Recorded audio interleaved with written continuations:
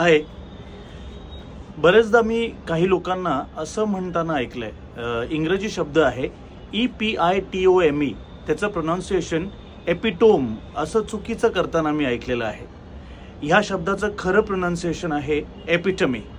म्हणजे एखाद्या क्वालिटीचा किंवा एखाद्या विशेषणाचा उच्चांक दाखवायचा असेल किंवा खूप जास्त एखादी गोष्ट प्रमाणात आहे असं जर सांगायचं असेल किंवा एक्झॅजरेट करायचं असेल तर आपण एपिटमी हा शब्द वापरू शकतो.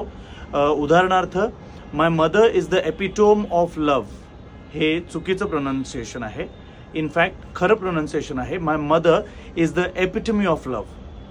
किंवा India is the epitome of beauty हे चुकीचं आहे. India is the epitome of beauty असं पण म्हणू शकतो. सो एपिटोम नाही, एपिटमी. Hope this helps.